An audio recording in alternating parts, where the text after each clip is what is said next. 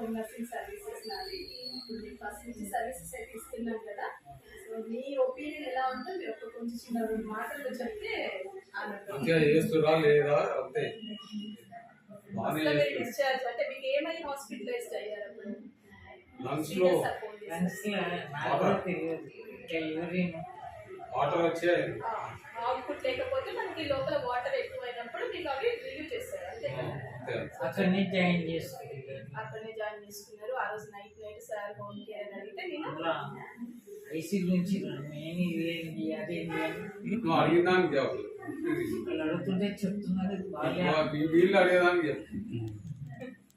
So అప్పుడు మనం మించి ఇచ్చాను, హిందీ అమ్మాయి నందిని ఇచ్చాను. బాగా చేసిందా అమ్మాయి మీకు? ఆ టైంలో మీకు హోమ్ కేర్ ని పెట్టడం వల్ల ఏమైనా యూజ్ అనిపించిందా? నందిని బాగానే ఉంది కానీ తెలుగు రాదు. తెలుగు రాదు. వర్క్ బాగా చేసిందా? బాగా చేసింది. సాటిస్ఫై అయ్యారు? ఆ పొజిషన్ నుంచి నేను చెప్పినా 2 సార్లు 3 సార్లు ఇక్కడ నందిని ఉంటే పంపిమని. ఇక పిల్లలు ఏంటంటే మారుతూ ఉంటారు. 3 నెలలు 4 నెలలు అయ్యాక వాళ్ళ ఇంటికి వెళ్ళాలి రావాలి. ఆ టైంలో మళ్ళీ లావణ్య అని పెట్టాను, కావ్య అని పెట్టాను.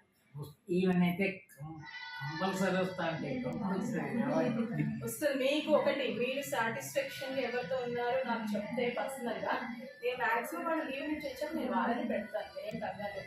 ఇప్పుడు తిము మేబీ 2 నెలలు 3 నెలల తర్వాత మీకు కీర్తి, ఇప్పుడు 2-3 నెలల తర్వాత తిము పర్ఫెక్ట్ అవ్వచ్చు. తెలియదు మనకి తెలుస్తుంది. అది లేదు, పని ఉంటే చాలు మీకు. ఇప్పుడు ఒబీడియంట్ ఒకటి, పని ఒకటి, మీకు పేషెంట్ మీకు ఏమేమి చేస్తున్నారు? ఇంతకుముందు డైపర్ ఉంటేనా మీకు ఈవెనప్పుడు బెడ్ మీద ఉంటుంది డైపర్ చేంజ్, స్పంజ్ బాత్ ఉంటుంది, షుగర్ చెక్ చేసేది, బీపీ చెక్ చేసేది, అన్ని ఇంజక్షన్లు నైట్ మధ్యరాత్రి వచ్చి నాకు ఇక్కడ సంగతి కానీ అక్కడ హాస్పిటల్. సరే, ఇప్పుడు హోమ్ కేర్ వల్ల హ్యాపీగానే ఉన్నారా? నేను ఇచ్చే వర్తల వల్ల హ్యాపీ ఉన్నారు? హోమ్ కేర్ నుంచి ఇప్పటి వరకు ఉన్నారా? థ్యాంక్స్.